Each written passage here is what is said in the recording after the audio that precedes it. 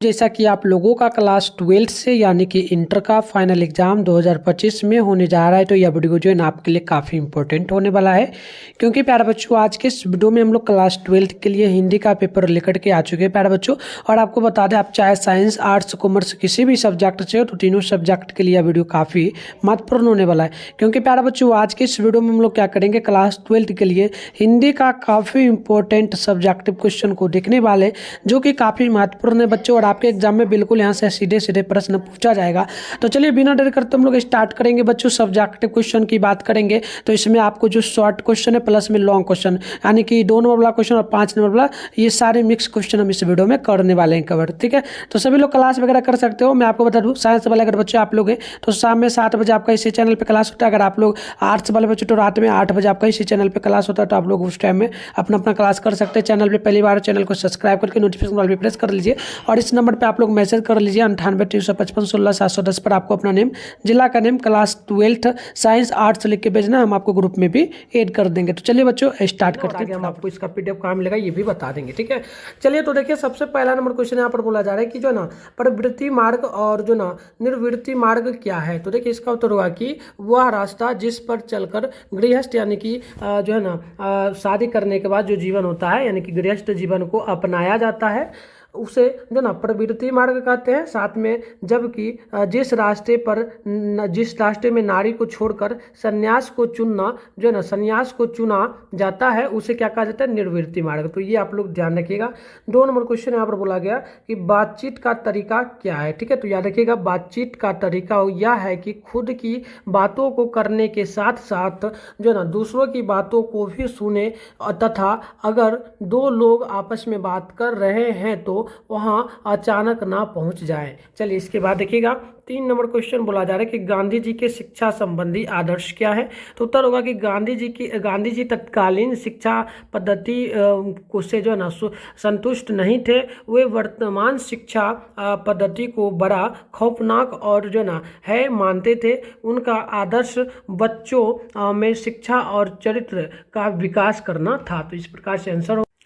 इसके बाद देखिएगा, इसके बाद होगा उनके अनुसार, जो उनके मतानुसार, यानी कि उनके अनुसार वर्तमान शिक्षा पद्धति बच्चों को वैसे जो ना बौना बनाती है। उनका आदर्श कि बच्चों ऐसे पुरुष और नारी के संपर्क में आए जो सुसंस्कृत हो, जिनका चरित्र क्या हो, उत्तम हो और कार्य संपादन की पद्धति श्रेष्ठ हो। गांधी जी की वास्तविक शिक्षा यही थी कि ये बच्चों में ज्ञान, चरित्र और बौद्धिक विकास चाहते थे। उनका यह कदापि मानना नहीं था कि शिक्षा प्राप्ति के बाद परंपरागत व्यवसाय या फिर व्यवसाय को त्याग दिया जाए, यानी नौकरी को त्याग दिया जाए। वे मानते थे कि बच्चों द्वारा प्राप्त ज्ञान गांवों को उन्नति के शिखर पर ले जाएगा। गांधी जी का शिक्षा संबंधी आदर्श यही थे। तो इस प्रकार से इसका आंसर करेक्ट होगा। आगे बढ़ते हैं। क्वेश्चन नंबर 4 है कि उत्सव कौन और जो ना उत्सव कौन और क्यों मना रहा है। ठीक है, तो उत्तर होगा उत्सव जो है ना प्यारे बच्चों, उत्सव शासक वर्ग मना रहे हैं युद्ध जीतने की खुशी में। चलिए आगे बढ़ते हैं।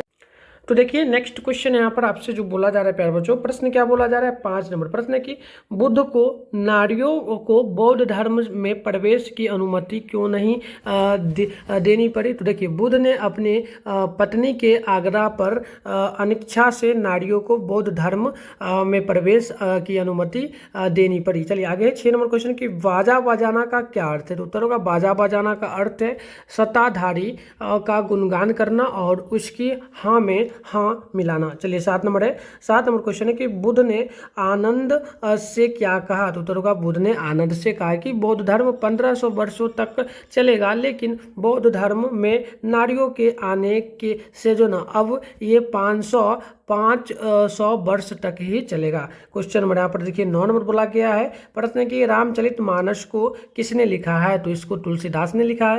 क्वेश्चन नंबर 10 है कि चांद का मुंह टेढ़ा है, तो क्यों है। तो बिल्कुल मुक्ति बोध के कारण। चलिए क्वेश्चन नंबर 10 है शिवाजी की तुलना भूषण ने किन किन जो है ना किन किन से किया। तो उत्तर होगा शिवाजी की तुलना भूषण ने इंद्र, राम, जो ना परशुराम, चीता, मृगराज, कृष्ण इत्यादि से की है। क्वेश्चन नंबर 11 है कि गैंग्रीन क्या है। तो उत्तर होगा गैंग्रीन एक रोग है जिसमें खून के प्रवाह की कमी के कारण मर जाता है यानी व्यक्ति मर जाता है, इससे हाथ तथा पैर में गहरा घाव हो जाता है और वह तेजी से फैलता है। चलिए आगे क्वेश्चन में यहाँ पर 12 है कि विष्णु मानक को लड़ाई में क्यों भेजी थी? तो उत्तर होगा विष्णु अपने बेटे को एक लड़ाई में कुछ पैसे कमाने हेतु भेजी थी ताकि मुन्नी की शादी के लिए जो ना कपड़े खरीदे जा सके। मुन्नी क्या थी? मानक का वाहन था। चलिए क्वेश्चन आप देखेंगे तो 13 नंबर है, वजीरा सिंह कौन था? तो याद रखिएगा वजीरा सिंह उसने कहा था शीर्षक कहानी का एक पात्र है जो पलटन का विदूषक होता है। चलिए आगे बढ़ते हैं। देखिएगा अगली जो क्वेश्चन आपसे यहाँ पर ना 14 नंबर प्रश्न बोला जा रहा है। प्रश्न क्या बोला गया प्यारे बच्चों कि तुलसीदास को किस वस्तु की भूख है? तो याद रखिएगा तुलसीदास राम की भक्ति के भूखे हैं। वे राम के समक्ष उसने अपने को क्या किया? उसने जो है ना खुद को समर्पित करके भक्ति की भीख मांगते हैं। चलिए क्वेश्चन नंबर 15 है, भगत सिंह की विद्यार्थियों से क्या अपेक्षाएं हैं? तो याद रखिएगा भगत सिंह विद्यार्थियों से अपेक्षा करते हैं कि वे तन मन धन से देश की सेवा करें। वे चाहते हैं कि विद्यार्थियों देश की आज़ादी के लिए अपने प्राण न्योछावर कर दे। वे चाहते हैं कि विद्यार्थी पढ़े लेकिन साथ ही उन्हें पॉलिटिक्स यानी कि प्यारे बच्चों राजनीति का भी ज्ञान हो। चलिए क्वेश्चन में यहाँ पर सुन रहा है कि बूढ़ा जो ना मशक वाला क्या कहता है और क्यों कहता है? तो उत्तर होगा कि बूढ़ा मशक वाला युद्ध का सत्य जानता है। वह कहता है कि हम एक बार फिर हार गए और बाजे के साथ हार लौट रही है। वह सत्य को जानता है, उसने लड़ाई के अंजाम को देखा है और वह अपने हृदय की बात को कहता है। चलिए नेक्स्ट क्वेश्चन यहाँ पर 17 नंबर है जो ना हर चढ़ना, ठीक है प्यारे बच्चों, हर चढ़ना कौन है? उसकी क्या पहचान है? तो उत्तर होगा हर चढ़ना आम आदमी है, आम आदमी का प्रतिनिधि है। आम आदमी अभाव में जीता है और महावरी नेताओं, ठीक है, महावरी नेताओं का गुणगान करता है। हर चढ़ना ढीला ढाला जो ना पाजामा पहने राष्ट्रीय त्योहार के दिन झंडा फहराए जाने के कार्यक्रम में सम्मिलित होता है और इस लोकतांत्रिक जो ना व्यवस्था में भी अधिनायक का गुणगान करता है। चलिए नेक्स्ट क्वेश्चन यहाँ पर आप देखेंगे 18 नंबर है कि शिवाजी की तुलना भूषण जो ना शिवाजी की जो तुलना है प्यारे बच्चों भूषण मृगराज से क्यों की गई है? तो उत्तर होगा वीरस के कवि भूषण ने शिवाजी की तुलना जंगलों के राजा शेर से की है। विशाल जो ना शरीरधारी जंगली हाथी को शेर मार डालता है। हाथी एक जो ना स्थूल जानवर है जबकि शेर एक फुर्तीला जानवर है। हाथी और शेर की लड़ाई में हाथी मारा जाता है। उसी प्रकार शिवाजी वीर साहसी और पराक्रमी थे। वे मृगराज की तरह पराक्रमी वीर थे। चलिए नेक्स्ट क्वेश्चन की ओर बढ़ते हैं। देखिएगा अगली क्वेश्चन आपके सामने 19 नंबर है कि लहना सिंह ने बोधा के प्रति किस त्याग का परिचय दिया है? तो उत्तर होगा कि बोधा सिंह खाली बिस्कुटों के जो ना टीन पर अपने हाथ कंबल बिछाकर और बरान कोट ओढ़ सो रहा था। वह कंबल लहना सिंह का था। लहना सिंह पहरे पर थे पर एक आंख बोधा सिंह पर भी टिकी हुई थी। बोधा सिंह पर जो ना कराहा उसने पानी मांगा। लहना सिंह ने कटोरा उसके मुंह से लगाकर पूछा कैसा है? बोधा ने बताया जो ना कंपकपी छूट नहीं रही है, रोम रोम जो ना तार दौड़ रहे हैं, दांत अज रहे हैं। और लहना सिंह उसको अपना कंबल दे चुका था, अपनी जो ना जर्सी भी देना चाहता है। बोधा ने यह पूछा कि अभी तुम क्या पहनोगे? तो वह पहले यह कहता है कि मेरे पास जिगरी है और मुझे गर्मी भी लगती है। लहना सिंह एक सफ़ेद झूठ बोल देता है, उसके पास दूसरी गर्म जर्सी है। आज सवेरे ही आई है। विलायत से कहकर उसने बोधा सिंह को अपनी जर्सी पहना दी। चलिए क्वेश्चन नंबर 20 है जो ना दल विहीनी लोकतंत्र और साम्यवाद में कैसा संबंध है? तो बिल्कुल उत्तर होगा दल विहीनी लोकतंत्र सर्वोदय का मुख्य राजनीतिक सिद्धांत है। ग्राम सभाओं के आधार पर दल विहीनी प्रतिनिधित्व की स्थापना हो। दल विहीनी लोकतंत्र मार्क्सवाद और और लेनिनवाद के उद्देश्यों में से है। मार्क्सवाद के अनुसार समाज जैसे जैसे साम्यवाद की ओर बढ़ता जाएगा वैसे वैसे राज स्टेट का क्षय होता जाएगा और अंत में जो ना स्टेट लैंड सोसाइटी की स्थापना होगी। वह समाज आवश्यक ही लोकतांत्रिक होगा, बल्कि उसी समाज में लोकतंत्र का सच्चा स्वरूप प्रकट होगा। यह लोकतंत्र निश्चय ही दलविहीन होगा। चलिए आगे बढ़ते हैं। देखिएगा अगली क्वेश्चन यहाँ पर जो है ना 21 नंबर है, जेपी किस प्रकार नेतृत्व देना चाहते थे? तो याद रखिएगा वे साफ कहते हैं कि उन्हें नेता नहीं बनना है। मुझे यह भी मंजूर नहीं है कि कोई मुझे जो ना डिक्टेट करे कि जयप्रकाश नारायण तुम्हें यह कहना है। वह कहते हैं कि मैं नेतृत्व छोड़ दूंगा। एक बात उन्होंने कही कि सबकी सलाह लूंगा, तालियां नहीं। बात सुनिए, बात समझिए, सबकी बात मैं भी सुनूंगा। छात्रों की बात जितना भी ज़्यादा होगा, जितना भी समय मेरे पास होगा, समझूंगा, उनसे बहस करूंगा और अधिक से अधिक उनकी बात स्वीकार करूंगा। जन संघर्ष समितियों की भी बात सुनूंगा, पर फैसला मेरा ही होगा। सबको आज्ञा माननी ही होगी, तभी इस नेतृत्व का कुछ मतलब है। चलिए क्वेश्चन नंबर 22 है, चंपारण क्षेत्र में बाढ़ की प्रचंडता के बढ़ने का कारण क्या है? तो उत्तर होगा कि बिहार के उत्तर में, ठीक है, बिहार के उत्तर पश्चिम कोण में अवस्थित चंपारण की भूमि पेड़ पौधे और जंगलों से भरी हुई थी। इन पेड़ों की कटाई कृषि और अन्य आवश्यकताओं के लिए कर दी गई। बरसात के दिनों में यहाँ की नदियाँ वाद का भारी पानी ला देती है। मसान, उसके बाद सिकराना, पंडई और गंडक इत्यादि नदियाँ यहाँ के निवासियों को ललकराती है। चारों ओर जल ही जल दिखाई पड़ती है। चलिए क्वेश्चन में यहाँ पर 23 नंबर है।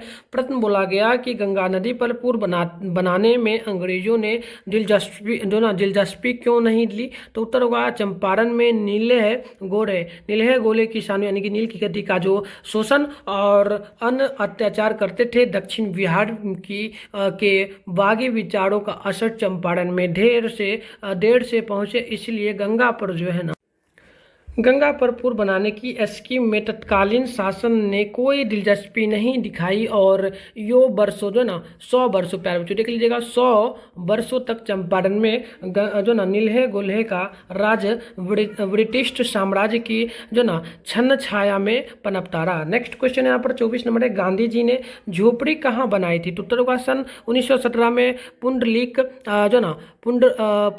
जी को गांधी जी ने बेलगांव से मिट्टी रहवा बुलाया था। आश्रम में रहकर बच्चों को पढ़ाने और ग्रामवासियों के दिल का भय दूर करने के लिए पुंडलीक जी ने वह कमरा दिखाया जहां बैठकर गांधी जी काम करते थे और वह मेज जिस पर उन्होंने चिट्ठियां लिखी एक मठ के निकट यह आश्रम है। गांव में गांधी जी को आसरा देने की किसी को हिम्मत नहीं थी। मठ के महंत ने एक महुए के पेड़ के नीचे जगह दी। गांधी जी ने वहीं खटिया बिछा ली और बाद में एक झोपड़ी बनाई जिसमें डॉक्टर देव आकर रहे और आश्रम चलाते रहे। उस झोपड़ी को एक MN साहब के कर्मचारियों ने जला दिया। बाद में वह खपरेल का भवन बना जो अब भी कुछ मौलिक अवस्था में है। क्वेश्चन नंबर 25 है कि नामवर सिंह किन कविताओं को श्रेष्ठ मानते हैं? तो उत्तर होगा आज का आलोचक अधिकांशता कविताओं की है। सामाजिक सार्थकता ढूंढने का ही प्रयास कर रहा है। यही कारण है कि श्री नामवर सिंह भी विशेष रूप से उन कविताओं को श्रेष्ठ मानते हैं जो सीधे साधे सामाजिक ना होकर अपनी व्यक्तिकता और आत्मपरकता के कारण परगीत काव्य की कोटि में आती है। चलिए क्वेश्चन में यहाँ पर 26 बोला जा रहा है। प्रश्न की वाक्य क्या झूठन शीर्षक सार्थक है? तो देखिए उत्तर होगा प्यारे बच्चों कि झूठन एक वाल्मीकि परिवार की व्यवस्था है। उस परिवार को झूठन ब्याह शादी आदि में प्राप्त होती है। उसको सुखाकर परिवार के सदस्य जो ना बड़े चाव से खाते थे। यह उन जैसे हजारों परिवारों का जो ना तत्कालीन दुर्भाग्य ही था। इस दृष्टि से यह शीर्षक सार्थक है। चलिए नेक्स्ट क्वेश्चन की ओर बढ़ते हैं। देखिएगा अगली क्वेश्चन आपसे 27 नंबर बोला जा रहा है कि उषा का जादू कैसा है। तो उत्तर होगा उषा रंग रूप मादक है, उसका जो है ना आगमन और भी अधिक मद भरा है, चारों ओर हलचल मचा देता है और उसका प्रभाव भी विलक्षण है। उसके जादू का ही प्रभाव है कि नील शंख के समान दिखाई देता है, कभी वहीं जो है ना आकाश दिखाई देता है मानो राख से लिपा हुआ गीला चौका हो, अथवा लाल केसर के जल से धुरी कोई काली सील हो, अथवा किसी प्लेट पर लाल कड़िया जो ना घड़िया पोट दी गई हो। यह जो ना उषा का ही प्रभाव है कि वह अपना जादू बड़े प्रभावी ढंग से बिखेर देती है और वह सूर्योदय से पूर्व ही करती है। क्वेश्चन नंबर 28 है कि हार जीत कविता में किस प्रश्न को उठाया गया है। और उसके बाद देखिए ये एक क्वेश्चन हुआ, इसके बाद हार जीत कविता का केंद्रीय भाग क्या है। तो दोनों क्वेश्चन का उत्तर एक ही होगा, तो आपको लिखना है प्यारे बच्चों हार जीत कविता में देश की राजनीति, युद्ध, इतिहास और आम आदमी को लेकर के आधुनिक प्रसंगों द्वारा अनेक प्रश्न उठाए गए हैं। वर्तमान में राष्ट्र और जन की क्या स्थिति है, इस ओर हमारा ध्यान जो ना आकृष्ट किया गया है। उक्त गद्य कविता में कवि द्वारा प्रयुक्त शासक, सेना, नागरिक और जो ना मशक वाला शब्द प्रतीक जो ना योग है। शासक वर्ग अपनी दुनिया में रमा हुआ है, नागरिकों की स्थिति बड़ी है ही जो ना असमंजस्य वाली है। मशक वाला पूरे घटनाक्रम की जो ना सही जानकारी रखता है, लेकिन उस पर बंदिशें की ओर जो बंदिशें ही देखिएगा बच्चों, बंदिशें है कि वह सत्य से अवगत किसी को नहीं कराए। चलिए नेक्स्ट क्वेश्चन को बढ़ते हैं। 29 नंबर प्रश्न आपसे बोला जा रहा है। प्रश्न क्या बोला गया प्यारे बच्चों कि पंच परमेश्वर के खो जाने को लेकर के कवि चिंतित क्यों है। तो उत्तर होगा कि गांवों की पुरानी व्यवस्था तथा नैतिक मूल्यों का वर्तमान व्यवस्था द्वारा हराश कवि की चिंता का विषय है। नई व्यवस्था में पंचायती राज में मानव पंच परमेश्वर खो गए हैं। पुरानी ग्रामीण व्यवस्था में गांवों के विवाद को निपटने में पंच परमेश्वर तथा पंचायत की भूमिका का वर्णन किया गया है। वहीं वर्तमान पंचायती राज व्यवस्था में जो ना व्याप्त भ्रष्टाचार, अनिकता और जो ना अराजकता की ओर संकेत किया गया है। कवि की ऐसी प्रतीति है कि पंच परमेश्वर का सौभ्य रूप पंचायती राज की जो ना अव्यवस्था तथा अन्याय के अंधकार में लुप्त हो गया है। तो चलिए आगे बढ़ते हैं प्यारे बच्चों। तो देखिएगा 30 नंबर क्वेश्चन जो आपसे यहाँ पर बोला जा रहा है, प्रश्न बोला गया कि गांव का घर कविता के केंद्रीय भाव पर विचार करें। तो उत्तर होगा कि बदलते परिवेश और आचार विचार से कवि अत्यंत ही चिंतित है। गांवों में पसर रही कुरीतियों, कला और वैमनस्य से संवेदनशील कविता उदास और चिंतित है। गांव का घर एक कालजयी कृति है। बड़ों के प्रति आदर और आत्मीयता के भाव विलुप्त होते जा रहे हैं। घर की ढाती दीवार अपनी अतीत की गाथा को लेकर के अवस्थित है। अब वचन भी तो नहीं रहा जहाँ जो ना निशुक प्यारे बच्चों एक सेकेंड देख लीजिएगा, निशुक लपता और सहज भाव अपने आप उभरता है। चलिए क्वेश्चन नंबर 31 देखिएगा, बातचीत के संबंध में वेन जॉनसन और एडिसन के क्या विचार हैं। तो उत्तर वेन जॉनसन के अनुसार बोलने से ही मनुष्य के रूप का साक्षात्कार होता है, जो सर्वथा उचित है। एडिसन के अनुसार असल बातचीत सिर्फ दो व्यक्तियों के बीच ही हो सकती है। क्वेश्चन नंबर 32 है, रामचंद्र शुक्र के अनुसार काव्य आदर्श क्या थे। उत्तर होगा कि रामचंद्र शुक्र के अनुसार काव्य सिद्धांत के आदर्श भी प्रबंध और काव्य की ही थे। आधुनिक कविता से उन्हें शिकायत थी कि इसका जो है ना कारण काव्य में जितना जीवन की अनेक परिस्थितियों की ओर जो है ना ले जाने वाली प्रसंगों का या फिर जो ना आख्यानों की उद्भावना बंद सी हो गई है। चलिए क्वेश्चन नंबर 33 बोला जा रहा है प्रश्न यहाँ पर चलिए क्वेश्चन में यहाँ पर 33 नंबर आपसे बोला जा रहा है कि नारी की पराधीनता कब से आरंभ हुई। तो उत्तर होगा कि जब मानव जाति की कृषि देखिएगा, मानव जाति ने कृषि का आविष्कार किया, तब से जो है ना, तब से नारी की पराधीनता आरंभ हो गई। इसके आविष्कार से नारी घर में सिमट कर रह गई, उसका जीवन सीमित हो गया और वह पुरुषों के अधीन हो गई। क्वेश्चन नंबर 34 है कि कबीर के ईश्वर का रूप कैसा है। तो बिल्कुल उत्तर होगा कबीर के ईश्वर का रूप निर्गुण और निरंकार है। उनका कोई आकार प्रकार नहीं है, उनका ना तो जन्म होता है और ना ही अवतार लेते हैं। चलिए आगे बढ़ते हैं। क्वेश्चन में यहाँ पर 35 बोला गया, बिटिया से जो है ना, बिटिया से सवाल किया गया कौन सा। तो देखिए बिटिया से यह सवाल किया गया है कि आसपास कहाँ कहाँ लोहा है। चलिए आगे बढ़ते हैं। तो देखिएगा प्यारे बच्चों, क्वेश्चन में यहाँ पर आपसे एक और बोला गया है। ये क्वेश्चन आपसे क्या बोला जा रहा है, जहाँ वह है वहाँ मेघा नहीं हो सकती, क्यों। तो उत्तर होगा जी कृष्ण मूर्ति कहते हैं कि जहाँ वह है वहाँ मेघा नहीं हो सकती। वह के कारण स्वतंत्रता वादक बनी रहती है। हम जीवन के विभिन्न परिस्थितियों एवं जो ना परंपराओं से भयभीत रहते हैं, इसी कारण हम किसी कार्य को स्वतंत्र होकर नहीं करते हैं, हमें सफलता नहीं मिलती। क्वेश्चन नंबर 36 है, प्यार का इशारा और क्रोध का जो ना दुधारा से क्या तात्पर्य है। तो उत्तर होगा प्यार से सभी लोग जीवन जीते हैं, जबकि क्रोध की तलवार से बड़े बड़े पूंजीपतियों का नाश हो जाता है। एक तरफ जनता का शोषण करने वालों के खिलाफ लड़ाई चलती है, तो दूसरी ओर जन संघर्ष करने वाले श्रमजीवी प्यार से रहते हैं। क्वेश्चन में यहाँ पर 37 है, माँ के लिए अपना मन जो ना समझना कब कठिन है और क्यों। तो उत्तर होगा जब कोई माँ अपने बेटे को खो देती है, तब उसके लिए अपने मन को समझना कठिन हो जाता है।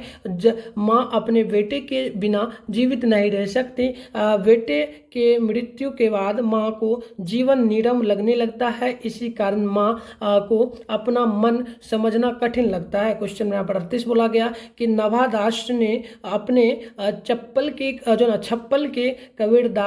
छप्पल में कबीरदास के बारे में क्या कहा है। तो उत्तर होगा जो व्यक्ति जो है ना अपने भक्ति से विमुख होता है, वह अपना सारा धर्म सहमत कर लेता है, वह अपने योग व्रत धर्म आदि को तुच्छ बना देता है, वह अपने कर्मों की महत्ता को नहीं समझता।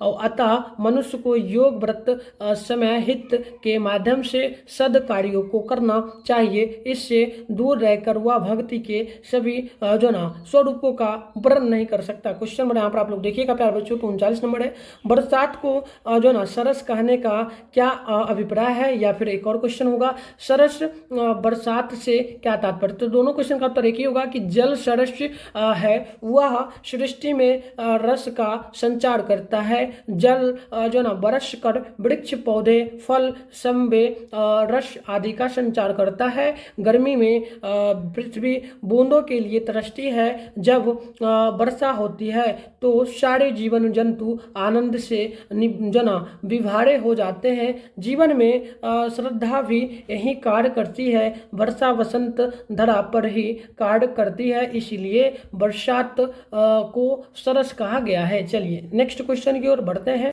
तो देखिए प्यारे बच्चों, क्वेश्चन में यहाँ पर 40 बोला गया कि सजल जल जात का क्या अर्थ है। तो उत्तर होगा सजल जल जात का अर्थ है कि जल से उत्पन्न होने वाला या जल में खिला सुंदर कमल, जहाँ उसका प्रतिकाल है कि मामिक जीवन के मार्मिक क्षणों में सदा कमल के सदृश खिलने वाला व्यक्ति। चलिए क्वेश्चन में 41 है, लोहा क्या है, इसकी खोज क्यों की जा रही है। तो उत्तर होगा लोहा से कर्म का तात्पर्य है। उसके बाद देखिएगा व्यक्ति कर्म करता है और लोहा कठिन कर्म का प्रतीक है। हर मेहनत कश लोहा का प्रतीक है। घल गृहस्थी के औजार लोहा से ही निर्मित होते हैं। स्त्रियां भी लोहा का ही प्रतीक है, वे भी रोजमर्रे की जिंदगी में अपने कर्मों में लगी रहती है। लोहा अधिकतर सर्वहारा वर्ग के पास रहता है। यदि मेहनत कश आदमी कर्म करना छोड़ देगा तो सामाजिक संरचना बिगड़ जाएगी, इसलिए लोहे की खोज हो रही है। चलिए क्वेश्चन नंबर 42 है, तुलसी सीता से कैसी जो ना सहायता मांगते हैं? तो उत्तर होगा, तुलसी सीता से कहते हैं कि हे माँ, आप प्रभु श्री राम के सबसे निकटवर्ती हो, आप प्रभु से मेरी जो ना सिफारिश कर दीजिएगा कि यदि वे मेरे बारे में पूछे तो बताएंगे कि मैं उनकी शादी का दास हूँ, जिसका उदर भी प्रभु की कृपा से भरता है। प्रभु तो कृपालु है, वे भक्त वत्सल और वे जो ना मुझ पर कृपा जरूर करेंगे, तब मेरा उद्धार हो जाएगा। चलिए क्वेश्चन नंबर 43 बोला गया प्रश्न कि उसने कहा केंद्रीय भाव क्या है, वर्णन करें। तो उत्तर होगा, यह कहानी युद्ध के रेगिस्तान में प्रेम की जो ना मृग मरीचिका के समान है। यह इस कहानी में युद्ध की जो ना भयावहता और प्रेम की निश्चलता को देखा जा सकता है। बचपन का प्रेम कितना पवित्र और अस्थायी बन सकता है, यह भी इस कहानी में दिखाया गया है। सूबेदारिन राणा सिंह को उसकी प्रेम कहानी याद दिलाकर प्यार का जो ना उपहार मांगती है, और यही सात्विक प्रेम की जो ना प्रगता है कि यह प्रेम ही इस कहानी का केंद्रीय भाव बन गया है। तो देखिए प्यारे बच्चों, अगली जो क्वेश्चन है यहाँ पर 44 नंबर प्रश्न आपसे बोला जा रहा है। प्रश्न क्या बोला गया है, ध्यानपूर्वक समझिएगा। प्रश्न बोला गया है कि अगर हम में जो ना वाक शक्ति यानी बोलने की शक्ति ना होती तो क्या होता। तो देखिए, अगर हम में वाक शक्ति ना होती तो गूंगे होते। सृष्टि की सर्वोत्तम कृति मानव है तथा इसमें उनकी वाक शक्ति यानी बोलने के कारण वह वार्तालाप करता है, अपने विचारों को रखता है तथा दूसरों के बात को सुनता है। अगर वाक शक्ति ना होती तो जानवरों के समान हम लोग भी हो जाते, अतः वाक शक्ति ईश्वर द्वारा दी गई अनमोल उपहार है। क्वेश्चन नंबर 45 है, भ्रष्टाचार की जड़ क्या है। उसके बाद एक और क्वेश्चन होगा, इसे दूर करने के लिए आप क्या सुझाव देंगे। तो देखिए उत्तर होगा, जेपी के अनुसार भ्रष्टाचार की जड़ सरकार की गलत नीतियां हैं। इसके कारण भूख, महंगाई, बेरोजगारी, घूसखोरी तथा जो ना कालाबाजारी है। इस भ्रष्टाचार के जीवन नष्ट हो रहा है। इसे दूर करने के लिए सरकार का सामाजिक तरीके से नीति बनाना चाहिए। क्वेश्चन नंबर 46 है कि प्रश्न बोला जा रहा है बच्चों की चोर और मन किसे कहते हैं। तो उत्तर हो जाएगा कि पश्चिम चंपारण में एक गंडक नदी के दोनों ओर ताल दिखाई देते हैं। ये कहीं गहरे हैं तो कहीं जो ना उधले पर जल से भरे हैं। इन जल से भर ताल को ही क्या कहा जाता है, चोर और मन कहते हैं। चलिए आगे बढ़ते हैं। तो देखिएगा प्यारे बच्चों, क्वेश्चन नंबर 47 आपसे बोला जा रहा है। प्रश्न क्या बोला गया है कि सड़कों को क्यों जो है ना सींचा जा रहा है। तो उत्तर होगा, सड़कों को इसलिए सींचा जा रहा है क्योंकि ताकि जब विजय जो है ना सारस निकले तो सड़कों का धूल न पड़े, क्योंकि धूल से राजा की छवि खराब की जाती है। चलिए क्वेश्चन नंबर 48 है, डायरी क्या है। तो उत्तर होगा, डायरी व्यक्ति के विचारों की एक रचना है जिसमें व्यक्ति तिथि क्रम के अनुसार अपने जीवन की घटनाओं को रचता है। डायरी से ही पता चलता है कि व्यक्ति यथार्थ को जीता नहीं बल्कि यथार्थ को रचता भी है। क्वेश्चन नंबर 49 बोला जा रहा है कि प्रगति क्या है। तो उत्तर होगा कि प्रगति सुख दुख की आवेशमयी अवस्था विशेष के गिने चुने शब्दों में स्वर की जो ना साधना की अभिव्यक्ति ही गीत या प्रगीत है। क्वेश्चन नंबर 50 है कि जो ना ढोंग शब्द का क्या आशय। तो उत्तर होगा ढोंगर। ठीक है बच्चों, ढोंगर और भाषा का एक शब्द है जिसका अर्थ भाड़े का मजदूर होता है। वास्तव में धागर एक आदिवासी है जिसे नील है चंपारण लाए थे नील की खेती में काम करने के लिए, क्योंकि ये काफी साहसी और परिश्रमी प्रवृत्ति का था। क्वेश्चन नंबर 51 है कि चंपारण क्षेत्र में बाढ़ की प्रचंडता के क्या कारण थे। तो उत्तर होगा कि चंपारण क्षेत्र में बाढ़ की प्रचंडता का इसका मूल कारण जंगल को काटना था और वृक्ष अपने जड़ों से मिट्टी को पकड़े रहता है। साथ ही नदियां के जल गति को भी जो है ना काम करते हैं, पर वनों की कटाई के कारण नदी जल पर नियंत्रण करने वाला कोई अन्य विकल्प ना था, जो चंपारण में वाद का मूल था। चलिए क्वेश्चन नंबर आगे देखते हैं। यहाँ पर क्वेश्चन नंबर 52 है कि जो ना पुंडलीक जी कौन थे? तो उत्तर हो जाएगा कि पुंडलीक जी गांधी जी के आदेश पर चलने वाला एक सच्चा गांधीवादी पुरुष था। गांधी जी द्वारा स्थापित भिट्टी रहवा आश्रम विद्यालय के शिक्षक थे। पहले यह व्यवस्था थी कि अगर कोई साहब आए तो जो ना गिरिपति उसके घोड़े का लगाम पकड़े, पर एक बार जो है ना एक साहब उनके विद्यालय आए, उन्होंने घोड़े का लगाम पकड़ने से मना कर दिया तथा विद्यालय आने को कहा। तो चलिए आगे बढ़ते। तो देखिएगा अगली क्वेश्चन आपसे यहाँ पर ना 53 नंबर बोला गया कि मानक और सिपाही एक दूसरे को क्यों मारना जो ना चाहते थे? तो होगा मानक बर्मा की लड़ाई में अंग्रेज फौज की तरफ से जापानी सेना के विरुद्ध लड़ रहे थे। चूंकि लड़ाई में सिपाही एक दूसरे के दुश्मन होते हैं, इसलिए वे एक दूसरे को मारना चाहते हैं। चलिए क्वेश्चन नंबर 54 है, शिक्षा का क्या अर्थ है? तो उत्तर होगा शिक्षा का अर्थ जीवन सत्य परिचित कराना, जीवन की प्रक्रिया को समझना। शिक्षा हमारे जीवन की सभी समस्याओं का निराकरण करने वाली यंत्र है। यह सीखने और सिखाने की कला है, जीने की राह है। चलिए क्वेश्चन नंबर 55 है, विद्यार्थी को राजनीति में क्यों भाग लेना चाहिए? उत्तर होगा विद्यार्थी देश के कर्मधार होते हैं। भविष्य की भाग दौड़ उन्हीं को लेना है। देश में समस्या सुधार का हिस्सा है। यदि वह राजनीति में भाग लेंगे तब जाकर के ही व्यवस्था और उनकी जो ना अच्छाई या बुराई को समझ पाएंगे और उसमें सुधार का मार्ग प्रशस्त कर पाएंगे। इसलिए छात्र को राजनीति में भाग लेना चाहिए। क्वेश्चन नंबर 56 है कि कला के लिए एक सिद्धांत क्या है? तो उत्तर होगा कला के लिए यह मुकुट काव्य की विशेषता है कि जिसमें रामचंद्र शुक्र कहते हैं कि मुकुट काव्य में यथार्थ प्रकता अलग हो सकती है, सामाजिकता में संभावना का पूरा एहसास होता है। चलिए क्वेश्चन में यहाँ पर 57 बोला जा रहा है, आर्ट ऑफ कन्वर्सेशन क्या है? तो बिल्कुल आप देखेंगे आर्ट ऑफ कन्वर्सेशन बातचीत करने का एक तरीका है जिसमें व्यक्ति समय परिस्थिति स्थान को ध्यान में रखते हुए वार्तालाप करते हैं। जैसे कभी मन को रमाने के लिए तो कभी समय को बिताने के लिए, कभी अपने अकेलापन को दूर करने के लिए। ठीक है, चलिए आगे बढ़ते हैं प्यारे बच्चों।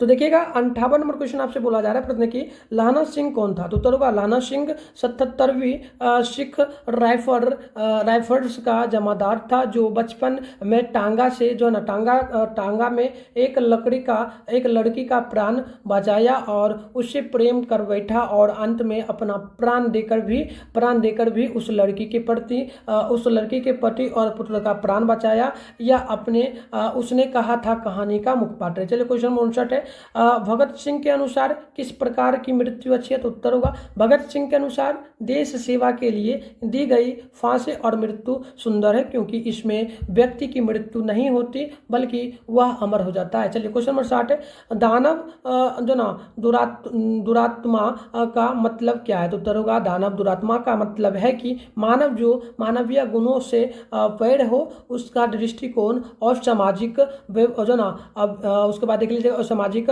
अव्यवहारिक और समाज तथा राष्ट्र विरोधी हो। चलिए क्वेश्चन नंबर 61 है कि कवित्री का खिलौना क्या है? तो उत्तर होगा कवित्री का एक खिलौना उसका पुत्र है, जिसे देखकर और उसके साथ रहकर सारे आनंद पा लेती है, अतः कवित्री अपने पुत्र को खिलौना के रूप में स्वीकार करती है। चलिए क्वेश्चन नंबर यहाँ पर 62 है, ट्रिक्स क्या है? उसका रिकॉर्ड होगा कहानी में किसका प्रतीक है? तो देखिए उत्तर होगा त्रिक्ष छिपकली प्रजाति का एक जहरीला जीव है जिसे जो ना विषखार, ठीक है प्यारे बच्चों, विषखार भी कहते हैं। चलिए उसके बाद देखिएगा कहानी में त्रिक्ष प्रचलित विश्वासी और रूढ़ियों का प्रतीक है। चलिए क्वेश्चन नंबर 67 है, कवि कृष्ण को जगाने के लिए क्या क्या उपमा देते हैं। तो चलिए कवि कृष्ण को जगाने के लिए जो है ना ब्रजराज कुबर जाग गया, कमल के फूल खिल चुके हैं, उसके बाद जो ना कुमुदनियों का समूह उसके बाद संकुचित हो गया है, कमल दृश्य हाथों वाले कृष्ण उठिए। तो इस प्रकार से उत्तर होगा। चलिए आगे बढ़ते प्यारे। तो देखिएगा अगली क्वेश्चन 64 नंबर बोला जा रहा है कि तुलसी सीधे राम से ना कहवाकर सीता से अपनी बात क्यों कहवाना चाहते। तो उत्तर होगा तुलसी अपनी जो है ना बात सीधे राम से ना कह करके सीता से इसलिए कहलवाना चाहते हैं ताकि सीता राम की धर्म पत्नी और प्रिया है। पुरुष अपनी पत्नी से बेहद प्रेम करता है तथा उसकी प्रत्येक बात को मान लेता है, इसलिए कभी अपनी बात सीधे राम से ना कहकर सीता से कहलवाना चाहती है। चलिए क्वेश्चन में यहाँ पर 65 है, चाटकी किसके लिए जो ना चाटकी, एक सेकंड प्यारे बच्चों यहाँ पर देख लीजिएगा, चाटकी जो प्यारे बच्चों है चाटकी किसके लिए तलष्टी है। तो उत्तर होगा चाटकी चाटक के लिए तलष्टी है।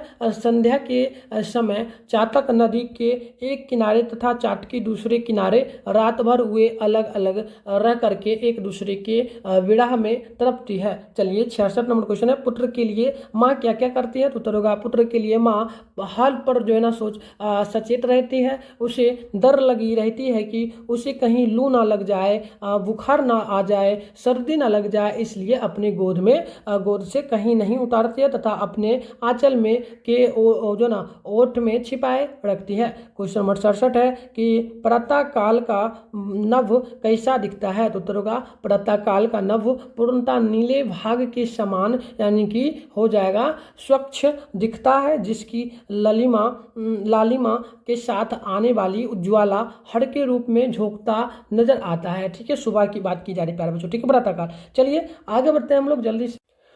तो देखिएगा प्यारे बच्चों यहाँ पर जो आपसे क्वेश्चन बोला जा रहा है 68 नंबर प्रश्न बोला गया है कि जन जन का चेहरा एक से कवि का क्या तात्पर्य है। तो देखिएगा पीड़ित और संघर्षशील जनता जो अपने जो है ना मानवीय अधिकारों के लिए संघर्षरत है